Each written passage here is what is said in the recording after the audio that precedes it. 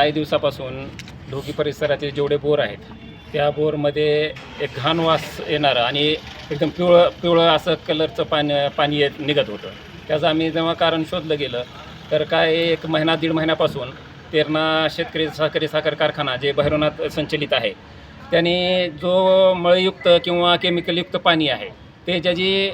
नियमानुसार पोल्युशनच्या नियमानुसार जी विल्हेवाट लावायची ती विल्हेवाट लावलेली नाही आणि ते डायरेक्ट त्या 300 एकर जमिनीमध्ये पाणी सोडून दिलं आहे आणि 1-2 महिन्यापासून सोडून दिल्यामुळे त्या जमिनीत ऑब्झर्व होऊन पाजरत तो डायरेक्ट बोरमध्ये त्याचा पर्क्युलेशन झालेलं आहे आणि ते पर्क्युलेशन झाल्यामुळं आज ढोकीतील एक तर ढोकीमध्ये जीवन प्राधिकरणची कोणतीही व्यवस्था नाही, ग्रामपंचायतच्या नळाला कोणताही पाणी कमीत कमी 1 वर्ष झालं पाणी नाही. पूर्ण जी पिण्याची आणि सांडपाण्याची जी व्यवस्था आहे ती पूर्ण अख्ख्या ढोकी गावात 25,000 वस्तीचा जे गाव आहे त्याची पूर्ण व्यवस्था ही फक्त बोरवर आहे आणि त्या बोरवरच जर कमीत कमी एका भागात 4 नंबर वार्ड आणि 5 नंबर वार्ड आहेत त्या दोन्ही वार्डातील बोरला ही कंडिशन झालेली आहे की पाणी एकदम तीव्र वासाचं पाणी येत आहे आणि पिवळं पाणी आहे आणि त्याच्यामुळं आता त्याचे साईड इफेक्टसुद्धा जाणवत आहेत. कोणाला चट्टे यायला लागलेत, कोणाचे डोळे लाल व्हायला लागलेत, कोणाला खोकला यायला लागले आणि असे असताना देखील अजून त्याच्यावर काही उपाययोजना झालेल्या नव्हता. तरी आम्ही माननीय जिल्हाधिकारी साहेबांना आता निवेदन दिलं आहे की त्वरित ह्याच्यावर उपाययोजना करून